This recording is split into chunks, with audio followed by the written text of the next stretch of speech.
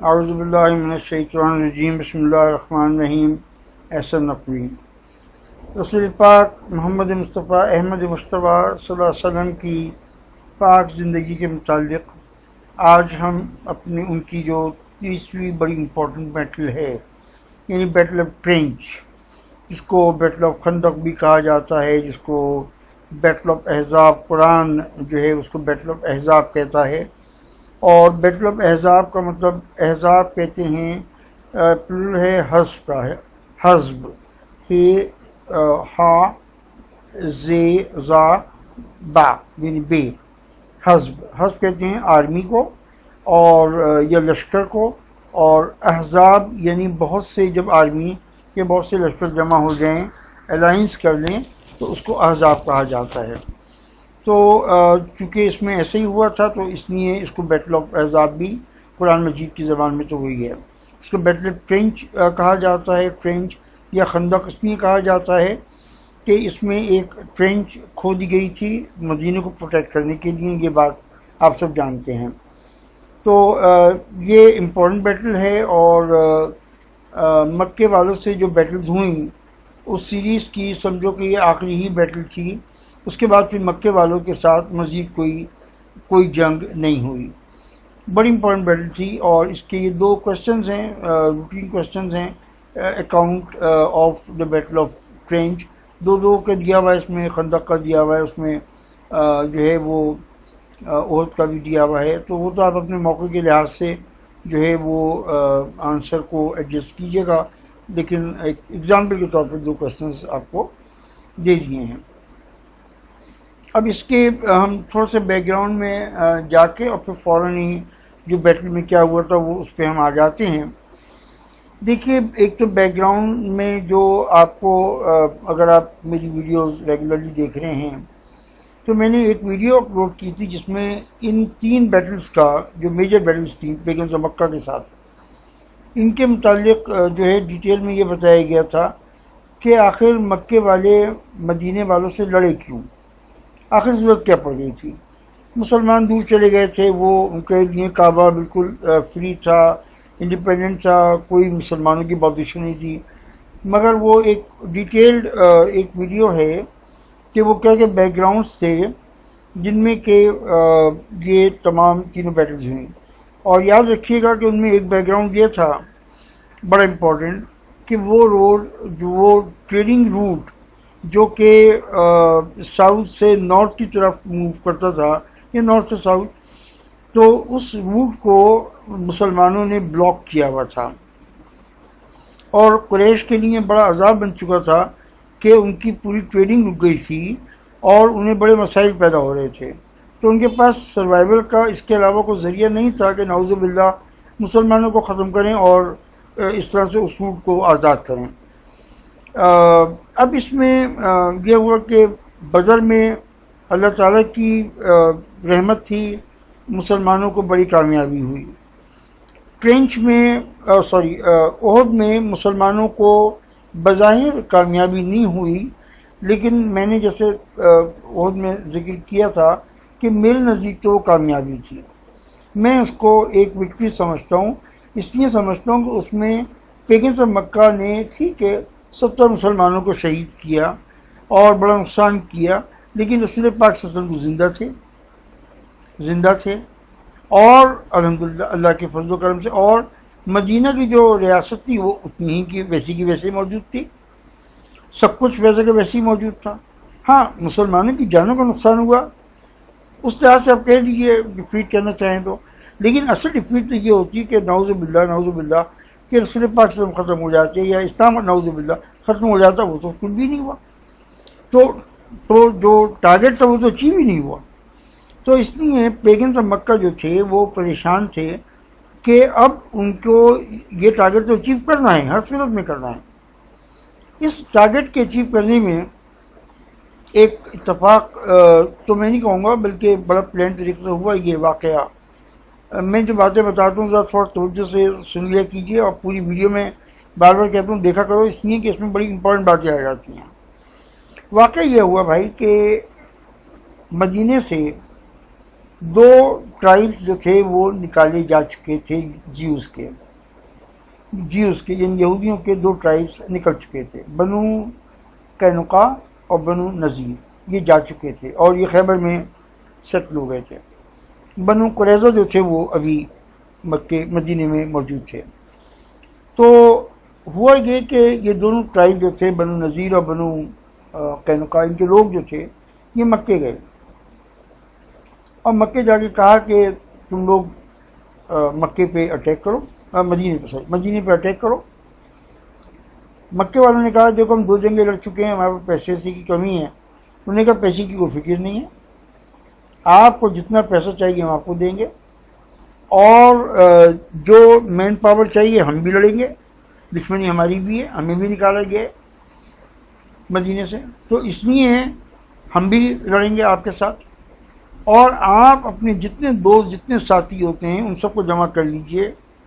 تو مکے کے جو پیگنس تھے انہوں نے اپنے جتنے دوست ٹرائبس تھے ان کو جمع کیا، مثلا بنو بکر تھے اور بھی تھے، میں ڈیٹیل میں نہیں گیا، تو ان کو جمع کیا کہ بھئی ہم سب مل کے جو ہے وہ ایک الائڈ آرمی بنا رہے ہیں، اور یہ الائڈ آرمی جو جا کے مدینے پہ حملہ کرے گی۔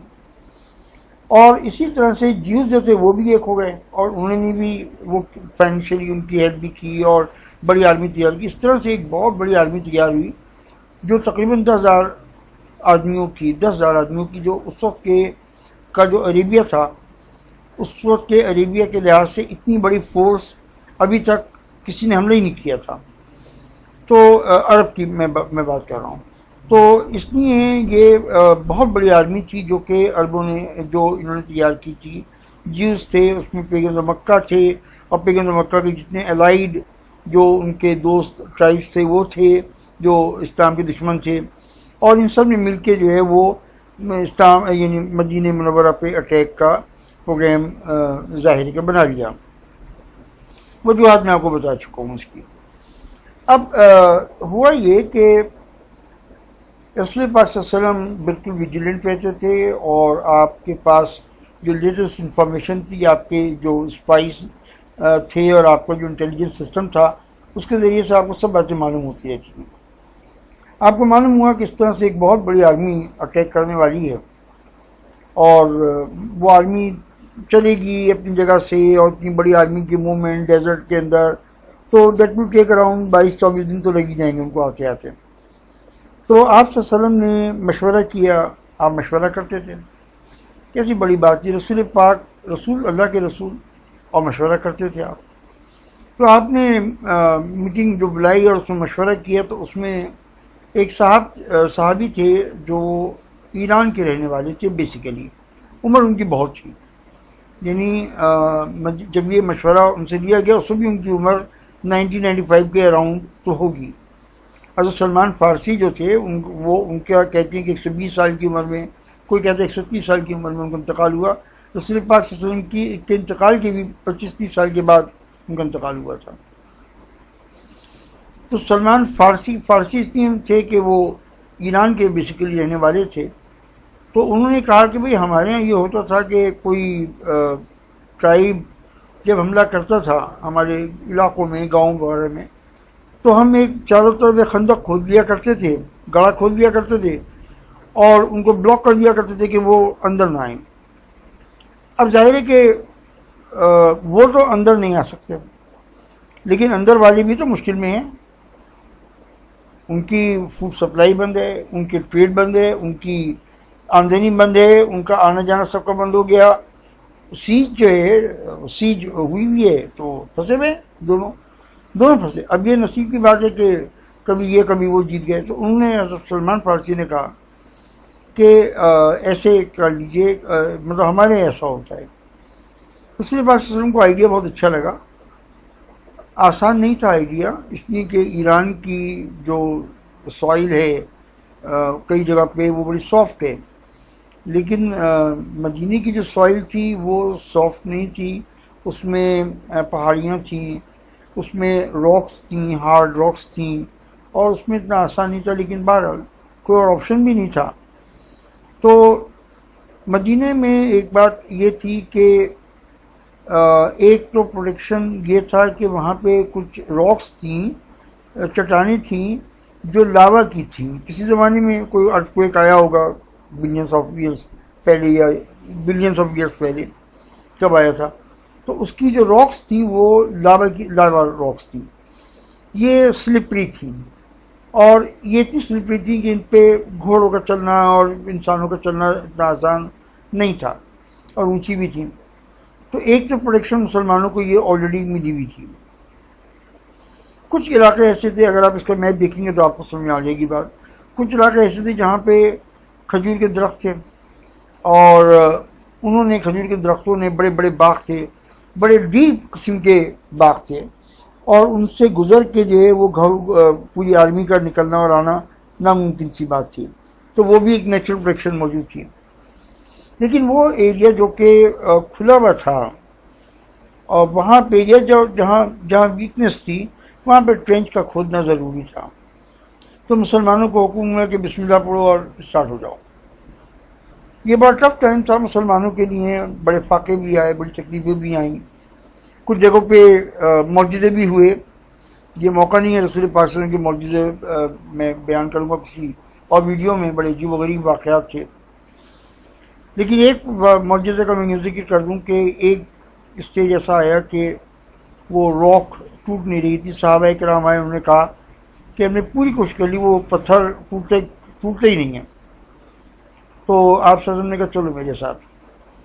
تو آپ اس راک پہ گئے اور آپ نے دعا پڑھی اور اس راک پہ کو ہٹ کیا، وہ جو بھی ہوتا ہے پھاوڑا باڑا واٹ ایور وہ جو تھا شاول وغیرہ، اس سے جو ہٹ کیا تو اس کے اندر پہلی بریک آئی. اور آپ صلی اللہ علیہ وسلم نے فرمایا کہ میں فلاں جگہ کے مینار دیکھ رہا ہوں، فلاں جگہ کی وکٹری دیکھ رہا ہوں. حالانکہ اس کو خیال و گمان بھی نہیں تھا رومن امپائر کا، پرشین امپائر کا. پھر آپ نے اس میں سیکنڈ ہٹ کیا، تھرڈ ہٹ کیا، تو وہ بالکل راک جو ٹکڑے ہو گئی. جو کام کوئی نہیں کر سکا رسول پاک صلی اللہ علیہ وسلم نے اکیلے اس کام کو کیا. اس کے علاوہ کئی معجزات ہیں، میں اس کی تفصیل میں ابھی نہیں جا رہا. تو کہنے کا مقصد یہ کہ یہ جو ٹرینچ تھی یہ کھد گئی. ایک ایوریج اگر آپ لیتے ہیں تو یہ تقریباً 5 میل لمبی تھی، 5 miles لانگ، 5 میل لمبی تھی. تقریباً اس کی جو وتھ تھی وہ 5 میٹرز تھی. 5 میٹرز کا مطلب یہ ہوگا تقریباً 17-18 فٹ چوڑی تھی ہے. اور 17-18 فٹ اتنی چوڑی ہوتی ہے کہ اس میں کوئی ہارسز جو ہیں وہ کراس نہیں کر سکتے، اتنی بڑی جمپ تو وہ نہیں کر سکتے. اور تقریباً 5 میٹر ہی ڈیپ تھی، یعنی گہرائی بھی اس کی اچھی خاصی تھی، 14-15-17-18 فٹ تھی. یہ مطلب کہ فکس نہیں تھا، کسی جگہ زیادہ کسی جگہ تھوڑی سی کم. اور اس میں ویک پوائنٹس بھی تھے، بالکل تھے.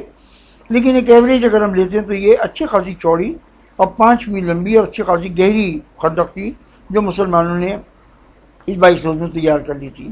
اب وہ مسلمان ان کا ویٹ کر رہے تھے کہ اب وہ آتے ہیں. تو جب وہ آئے وہاں پہ تو آئے تو تھے غصے میں پاگل، اور ظاہر ہے وہ جنگلی جانور لوگ، ان کا کیا ان کے مورلز اور کیا ان کا تو وہ کراس نہیں کر سکے. اور پاگلوں کی طرح رک گئے اور کراس کرنے کی کوشش کریں، نہیں کر سکے، کراس نہیں کر سکے. البتہ ان میں 2-3 آدمی تھے، انہوں نے ٹرائی کیا اور وہ ناکام ہوئے. ان میں ایک بوڑھا آدمی بھی تھا جو کلیم کرتا 90 سال کا، جو کلیم کرتا تھا کہ مجھے سولو فائٹ میں، اکیلی جنگ میں کوئی آدمی ہرا نہیں سکتا. وہ کراس کر کے آ گیا تھا سماؤ. تو حضرت علی نے کہا کہ تمہارے لیے تو میں ہی کافی ہوں. اور بڑا زبردست واریر تھا وہ. لیکن حضرت علی نے کیا کمال کیا کہ اس کو ایک ہی بار میں جناب اس کی گردن اڑا دی اور وہ اس کی ساری بہادری جو ہے وہ ختم ہو گئی.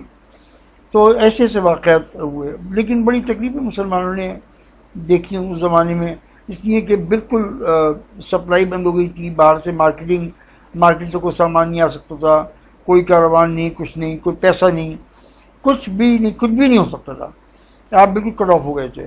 اب ظاہر ہے کہ جو فوڈ سپلائی تھی وہ کم ہوتی چلی جا رہی تھی. خود رسول پاک صلی اللہ علیہ وسلم کو 3 دن اس زمانے میں ان کے فاقے ہوتے تھے اور تمام مسلمانوں کے گھروں میں بڑی تکلیف کا وقت تھا. لیکن مسلمان بڑی بہادری کے ساتھ اس ٹرینچ کی نگرانی کر رہے تھے اور اس طرح سے جو ہے وہ رہے۔ اب ہوا یہ کہ کنکلوڈ کرتا ہوں میں اس کو، وہ یہ کہ دن پہ دن گزرتے گئے۔ اب جو دن پہ دن گزرے اس سے 2-3 پرابلمس پیدا ہو گئیں پیگنز آف مکہ کے لیے۔ پہلی بات، وہ اس پلان کے ساتھ آئے نہیں تھے کہ وہ ایک شہر کے بعد اسٹے کریں گے، اور چلو 1 دن کا اسٹے ہو 2 دن کا اسٹے ہو، یہاں پہ تو جو ہے 20-21 دن گزر گئے اور وہ ختم ہی ہو گئی نہیں معاملہ۔ تو وہ اس کی تیاری کے ساتھ آئے نہیں تھے، تو وہ مینٹلی پریپیئر نہیں تھے، نمبر 1۔ نمبر 2، اتنی بڑی آرمی 10-12 ہزار آدمی، اتنی بڑی آرمی کا کھانا پینا، عیاشیاں، ان کی شرابیں، ان کے گوشت اور ان کے اونٹ کٹنا اور یہ کرنا، that was so expensive that was not possible for them to afford it. وہ بڑا عذاب ان کے لیے بن گیا تھا، تو وہ اس سے بڑے پریشان تھے کہ یہ کسی طرح سے کیا کریں اس کا۔ تیسری بات جو ہے وہ یہ ہوئی کہ ان میں آپس میں لڑائی جھگڑے شروع ہو گئے۔ جنگلی لوگ تھے، پڑھے لکھے، تو کوئی ریگولر آرمی تو تھی نہیں، وہ تو کوئی یہاں سے آ گیا، کوئی وہاں سے آ گیا، کوئی وہاں سے آ گیا، ان میں آپس میں جھگڑے شروع ہو گئے۔ ایک اور واقعہ یہ ہوا کہ ایک صحابی تھے جو مسلمان تو ہو گئے تھے لیکن وہ جیو تھے، لیکن انہوں نے ابھی ڈسکلوز نہیں کیا تھا کہ وہ مسلمان ہو گئے ہیں۔ تو انہوں نے کچھ کانٹیکٹ کیا رسول پاک صلی اللہ علیہ وسلم سے کسی طرح سے، اور کہا کہ آپ کہیں تو میں جھگڑا کروا دوں ان کا۔ تو آپ صلی اللہ علیہ وسلم نے فرمایا کہ ہاں کروا دو۔